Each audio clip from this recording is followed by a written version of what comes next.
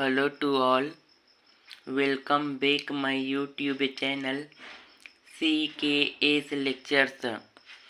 आज का जो हमारा टॉपिक है वो MSc सेकेंड सेमेस्टर जूलॉजी से है। Paper 4 tools and techniques for biology, unit number 4 का टॉपिक है जिसका नाम है molecular separations by chromatography and its different types, जो कि BSc final year zoology paper second का भी टॉपिक है। आज के इस लेक्चर में क्रोमेटोग्राफी और उसके कुछ प्रकारों को समझेंगे। सबसे पहले हम लोग इसका थोड़ा सा इंट्रोडक्शन देखते हैं। तो क्रोमेटोग्राफी क्या होता है? क्रोमेटोग्राफी केमिस्ट्री और बायोलॉजी के अंदर यूज होने वाली एक इम्पॉर्टेंट टेक्निक है जिसके द्वारा हम मिक्सचर या सॉल्यूशन के अंदर जो डिफरेंट कंपोनेंट्स होते हैं उसे सेपरेट कर पाते हैं या एटलीस्ट उनको डिटेक्ट कर पाते हैं।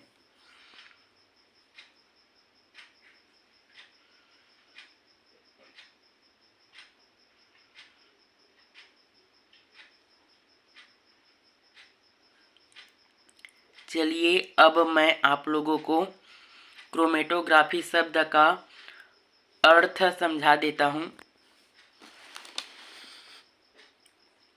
क्रोमेटोग्राफी एक ग्रीक वर्ड होता है।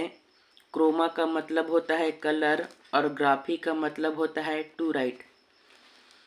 शुरू में क्रोमेटोग्राफी कलर सबस्टेंसेस को सेपरेट करने के लिए यूज होती थी, लेकिन बाद में मॉडिफिकेशन होते गए।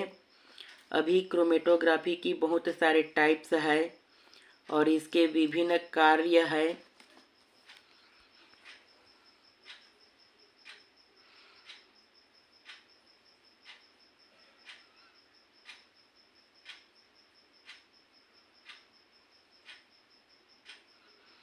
चलिए अब इसका डेफिनेशन समझते हैं। क्रोमेटोग्राफी का परिभाषा क्या होता है उसको।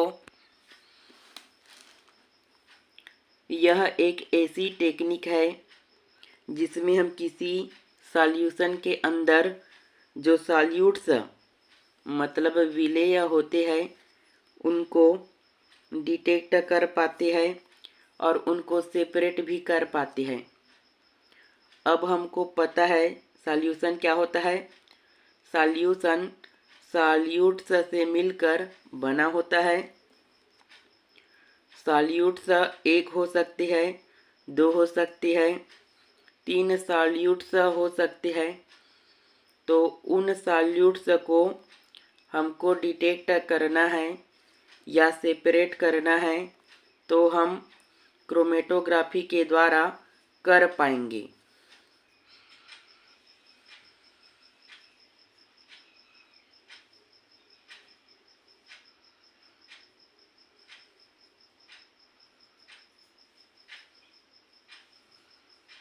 चलिए अब क्रोमेटोग्राफी का क्या क्या महत्व है उसको समझते हैं।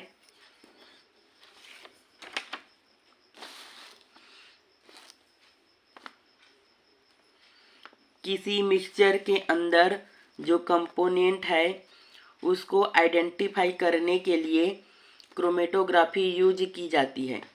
फॉर एग्जांपल, उदाहरण के लिए अगर हमारे पास ब्लैक इंक है तो उसके अंदर कौन कौन से कलर प्रेजेंट है इसको क्रोमेटोग्राफी के द्वारा डिटेक्ट कर पाएंगे।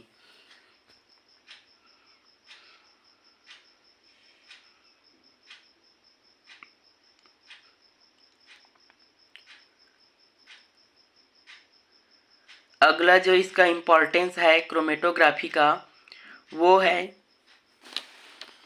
ड्रग्स की डिटेक्शन करनी है ब्लड और यूरिन के अंदर तो क्रोमेटोग्राफी के द्वारा कर पाएंगे। फॉर एग्जांपल, उदाहरण के लिए सिगरेट स्मोकर्स है वो सिगरेट स्मोक करते हैं तो निकोटीन उसके ब्लड के अंदर जाती है, बहुत कम मात्रा में होती है, लेकिन फिर भी हम निकोटीन को क्रोमेटोग्राफी तकनीक का यूज करके डिटेक्ट कर पाते हैं।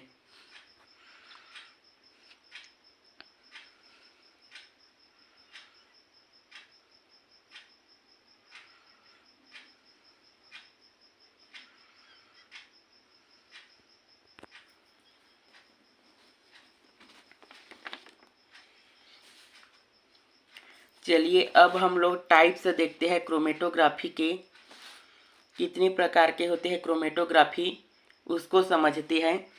तो क्रोमेटोग्राफी निम्न प्रकार के होते हैं, जैसे पेपर क्रोमेटोग्राफी, कॉलम क्रोमेटोग्राफी।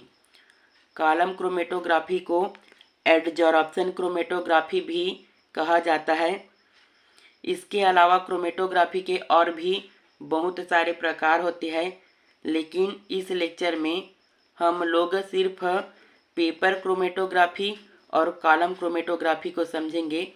तो चलिए अब हम लोग समझते हैं कि इसको पेपर क्रोमेटोग्राफी क्या होता है उसको।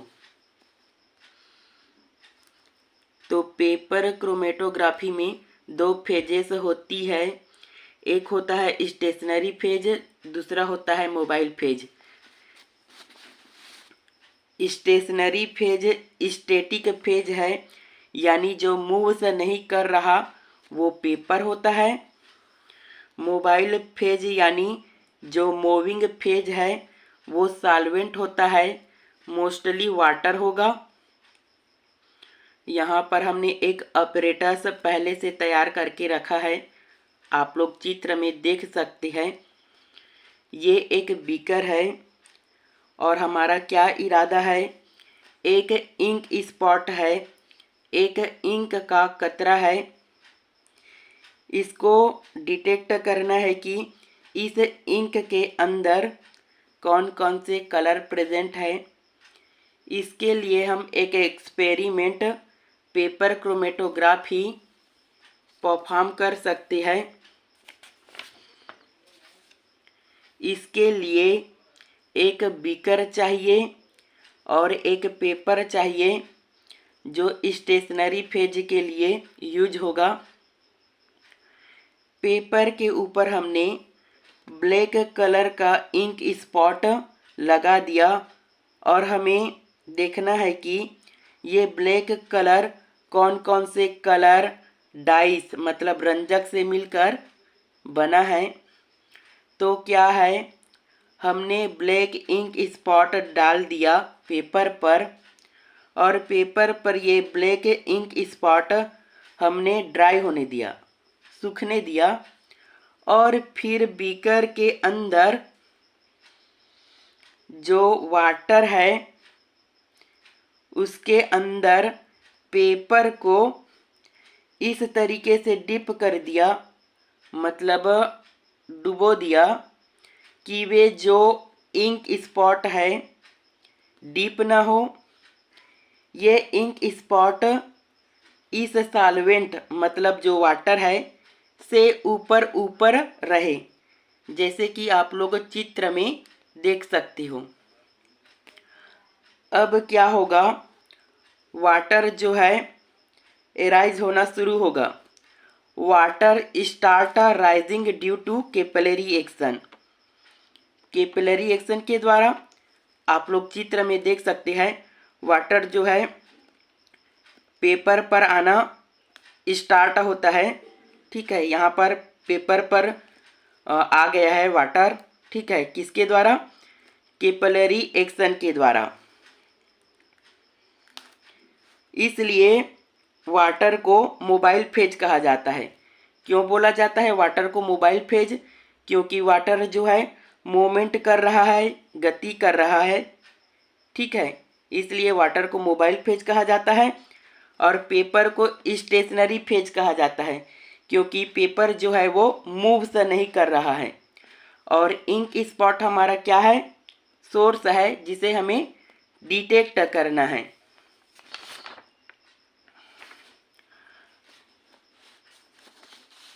अब जैसे जैसे वाटर एराइज किया, आप लोग सेकेंड डायग्राम में देख सकते हैं, तो इंक के अंदर जो डिफरेंट कलर थे वो सेपरेट हो गए।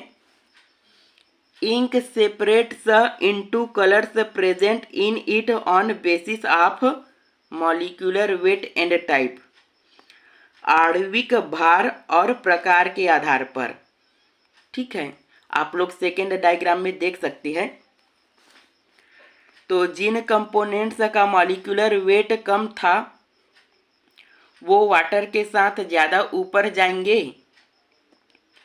क्योंकि छोटे पोर्स में से वे जल्दी से क्या हो जाएंगे भाई, ट्रांसफ़र हो जाएंगे।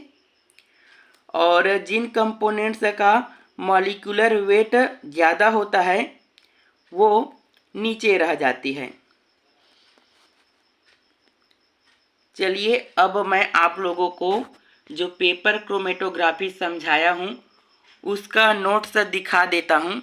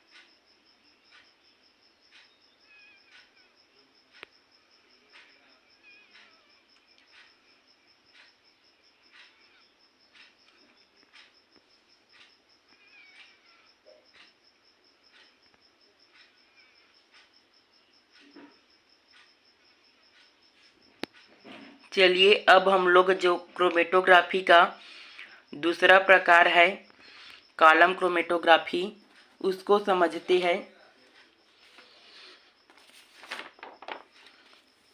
तो कॉलम क्रोमेटोग्राफी क्या होता है? कॉलम क्रोमेटोग्राफी में भी एक स्टेशनरी और एक मोबाइल फेज होता है, बट कॉलम क्रोमेटोग्राफी में हम किसी चीज़ को फिल्टर या कलेक्ट कर पाते हैं। Suppose this is the tube. चित्र में आप लोग देख सकते हैं ये एक परखनली या ट्यूब है और ये नीचे से ओपन है, बट इसका एक कंट्रोलर है जिसके द्वारा हम स्पीड ऑफ और स्लो डाउन कर सकते हैं। और इस ट्यूब के अंदर हमने स्टेशनरी मीडियम डाल दिया है। स्टेशनरी फेज या स्टेशनरी मीडियम सिलिका जेल, चाक पाउडर्स, डिफरेंट और भी मीडियम हो सकती है जो हम प्रोवाइड कर सकते हैं। इसमें छोटे छोटे पोर्स है, छिद्र है, जिनके द्वारा हम रिक्वायर्ड सैंपल है जो सेपरेट कर पाएंगे। स्टेशनरी फेज है, उसके अंदर हमने अपना सैंपल लोड कर दिया। Suppose this is the sample.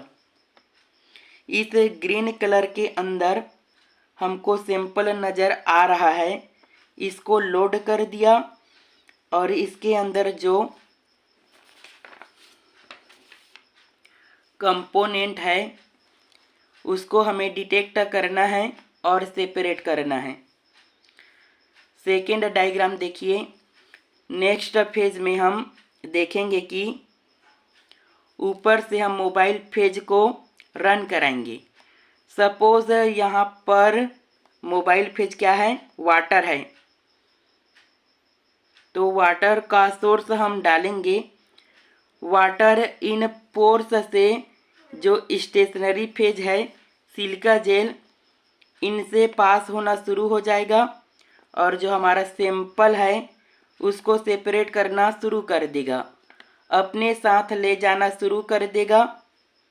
तो क्या होगा, जो सैंपल है उसके अंदर जो डिफरेंट कंपोनेंट्स है उनकी डिफरेंट मॉलिक्यूलर वेट है, तो मॉलिक्यूलर वेट के बेसिस पे जो छोटे कंपोनेंट्स है वो जल्दी नीचे जाना शुरू हो जाएंगे और जो हायर कंपोनेंट्स है, हैवी कंपोनेंट्स है, वो धीरे धीरे नीचे मूवमेंट शुरू करेंगे।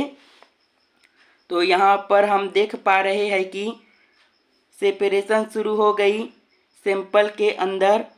सपोज ग्रीन कलर का जो सैंपल था उसके अंदर दो कंपोनेंट थे, एक ग्रीन स्वयं थे और दूसरा रेड। तो सैंपल की सेपरेशन शुरू हो गई है। तीसरा डायग्राम देखिए। तो देखते देखते क्या होगा, जो रिजॉल्व्ड बेंड है, जो रेड कलर का सैंपल आप देख पा रहे हैं वो काफ़ी नीचे आ चुका है। अगर आपको अब या हमको ये रेड वाला एरिया कलेक्ट करना है तो हम नीचे कोई भी एक कंटेनर या बीकर रख कर के इस एरिया को कलेक्ट कर पाते हैं। और जब ग्रीन कलर की बारी आई तो इनको कलेक्ट करना है, तो प्यूरिफाइड करके जब ये नीचे आएगा तो कलेक्ट कर पाएंगे। और जो कंपोनेंट हम कलेक्ट करते हैं इसको क्या बोलते हैं, इल्यूवेंट कहते हैं। कलेक्शन ऑफ रिक्वायर्ड कंपोनेंट अथवा इल्यूवेंट। तो चलिए अब मैं आपको जो कॉलम क्रोमेटोग्राफी समझाया हूँ उसका नोट्स दिखा देता हूँ।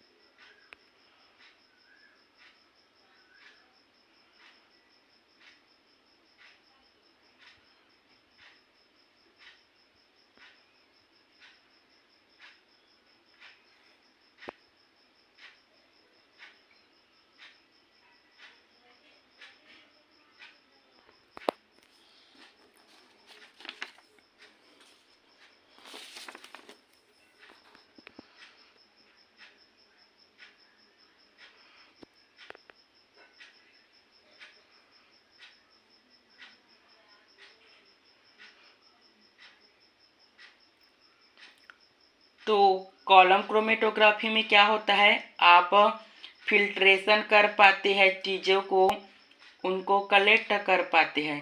और पेपर क्रोमेटोग्राफी में क्या होता है, आप कलेक्ट कर पाते हो डिफरेंट चीज़ों को। तो आज का जो हमारा लेक्चर था वो क्रोमेटोग्राफी और उसके प्रकारों के बारे में था। आशा है कि आप लोगों को थोड़ा बहुत समझ में आया होगा। Thanks for watching.